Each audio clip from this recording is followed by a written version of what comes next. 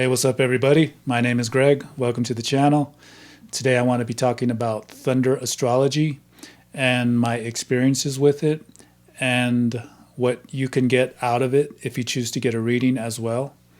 And if you'd like a reading or a 9-world rune reading, just go to greg.thunderwizard.com and I'm offering 25% off of both of those readings each.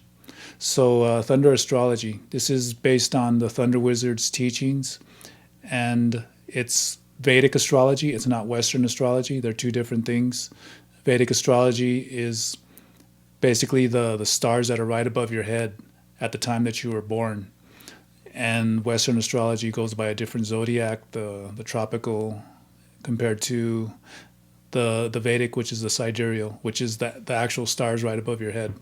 So it's a lot more accurate. And every year, I think by 1 degree or half a degree or something, the Western astrologies, it goes off by a 1 degree or something like that. So it's going off balance every year. So it's not the exact position of the planets and stars at the time of your birth. But with Vedic it is. So, and that's very important because at the time of your born, the exact position of the planets, the sun, the moon, it's that snapshot of the universe, how the energy is flowing magnetically, attracting to you and detracting to you, that gets solidified in your whole energy, in your physical body, within your spirit, your body, mind, spirit, all of that. It's that, so that snapshot of the universe is permanently in this physical body that you're in this lifetime. So throughout your whole life in that incarnation, the energy is always wanting to gravitate towards how it is at the time of your birth. The positive aspects are always gravitating towards that way, and then the negative aspects too, they're always wanting to go in that direction too. So the planets are always affecting you in that certain kind of a way. And the more you are on your true spiritual path, the more you're naturally empowering your positive aspects of the planets, of the universe. And the more you go off of it, the more those negative aspects start to come into play, and they start to affect you on an even deeper level. And basically throughout your whole life, the energy is always wanting to gravitate towards the way it was at the time of your birth. So you always want to empower your energy through there's a lot of different means, but the most powerful means that I'm teaching and offering to people is Thunder Astrology. And Thunder Astrology is basically a niche of Vedic astrology, and it's something that you can use for the rest of your life, compared to like the transits in Vedic astrology, meaning the positions of the planets as they're moving day to day, which is beneficial as well. You can use those too. But this is something that you can use for the rest of your life because it's based on the position of the stars at the time of your birth and how to empower that energy within yourself, the positive aspects, and how to hold back the negative aspects. When you start empowering yourself with the mantras that I give you, which is basically a chant that's going to be to a deity, and it's based on your own personal chart. I take a look at the chart and see what is the best deity, the best planet that you need to empower. And once you do that, once you start chanting that mantra, you really start to empower all of your chart. You empower the positive aspects. You start to empower the negative aspects more towards a positive direction.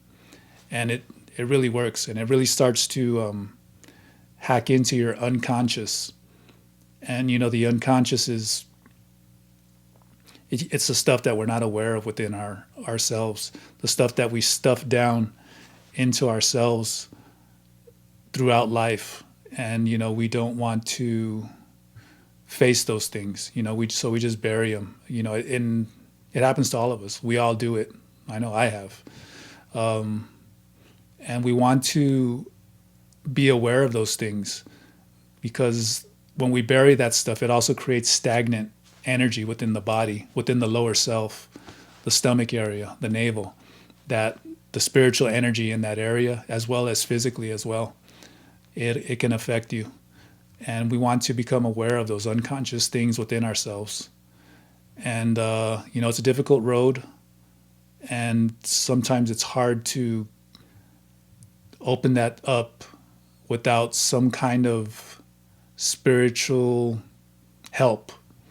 And the mantras that I give, that's a very super powerful, useful tool to use to help you to uncover your unconscious, to help you figure out the blocks that are going on within your life, the bad habits you have, the self-sabotaging stuff, the doubt that you have, the insecurities, the fears, all of that stuff. All of that stuff starts to rumble within your lower self when you do the mantra. When you do the mantra with good focus, good intention, you really pay attention to the sound that you're putting out there. You understand the mythology around the deity, which I'll explain as well.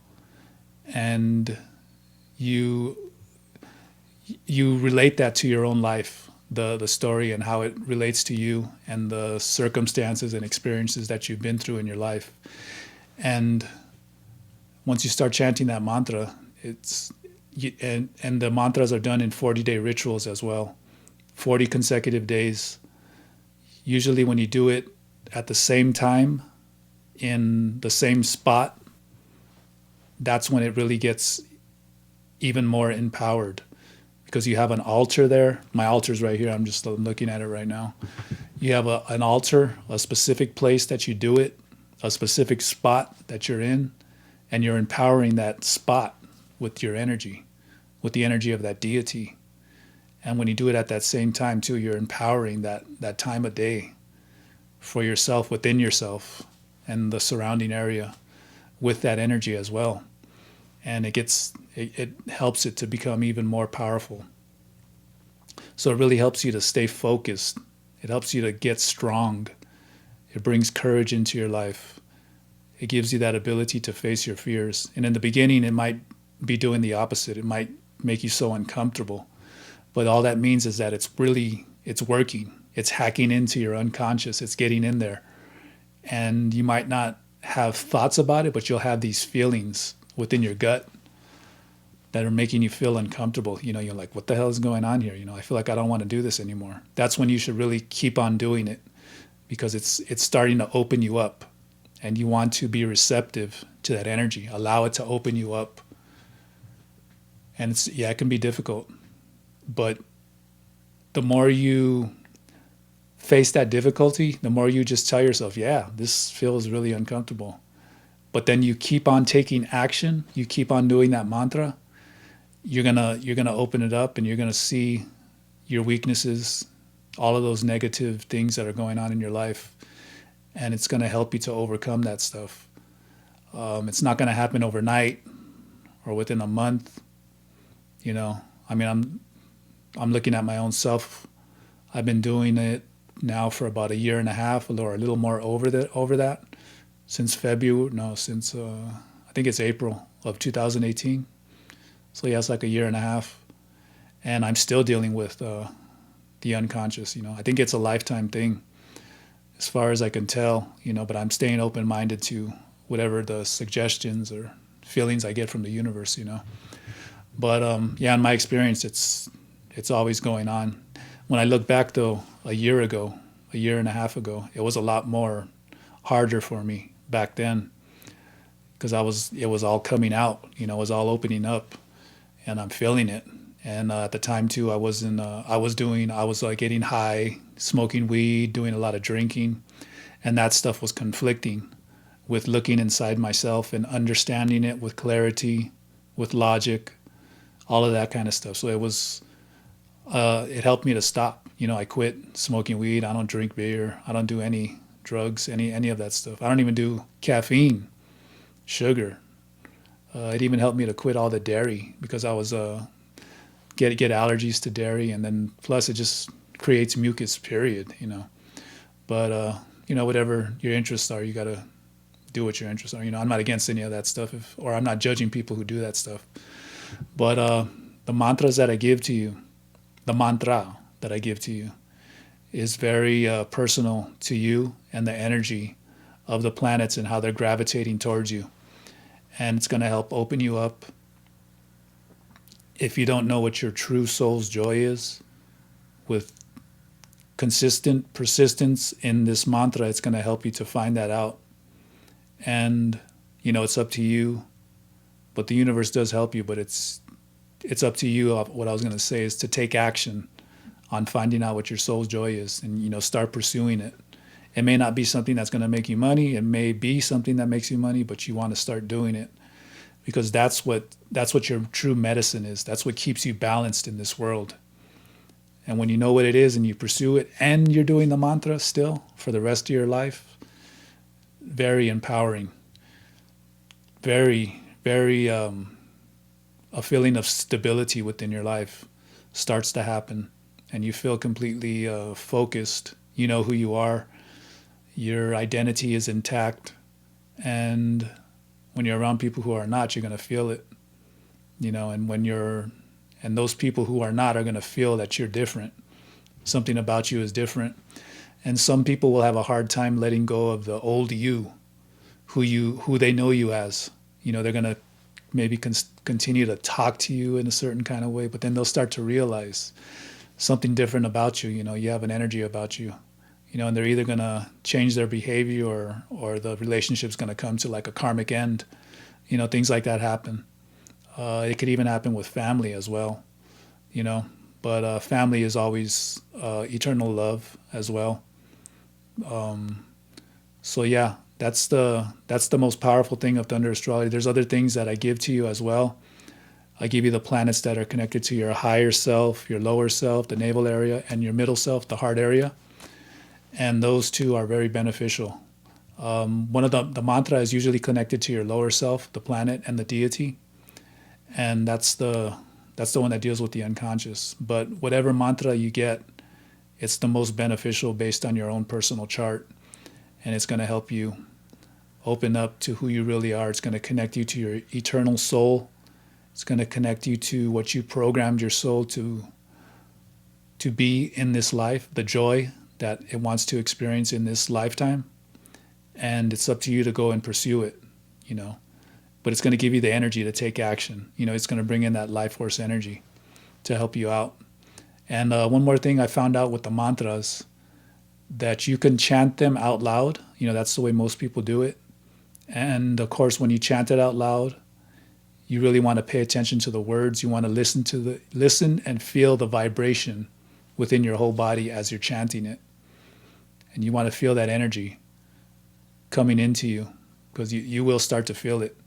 It's a presence. It's the deity. She's coming. She's coming. She's surrounding you. She's surrounding, or he. It could be a he too. Feminine, masculine energy, depending on which one. But yeah, you feel the energy. But you really want to pay attention to the words. I'll give you the translation of the mantra as well, so you know exactly what you're saying. And yeah, you just want to feel that vibration. But the most powerful way that I've found to do mantras is to do the silent Gondor way that the Thunder Wizard speaks of. And that is when you do it silently.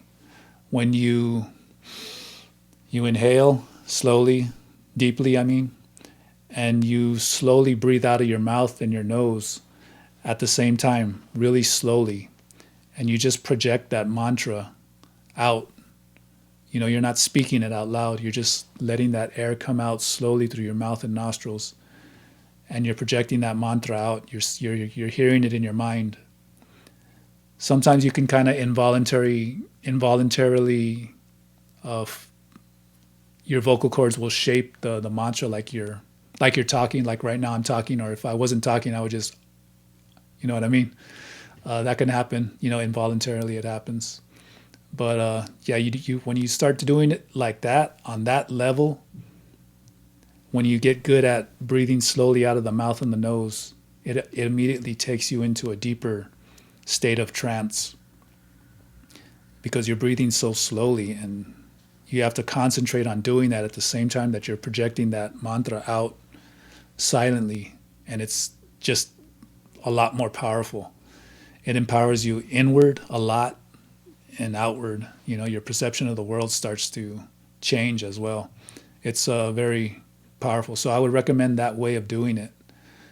I started chanting it out loud though at first, and then once I went to the other way, I was like, wow, this is even more powerful. So yeah, if you'd like a Thunder Astrology reading, just go to greg.thunderwizard.com. And I also offer the 9 World Rune readings. Once in a while, I'm going to be doing some live streams and offering some free 9 World Rune readings. So look for that to come soon. And if people have questions about Thunder Astrology or Vedic astrology, I could answer those as well. And and it's 25% off of those readings as well. So hope you guys have a good one. Talk to you guys later. Peace.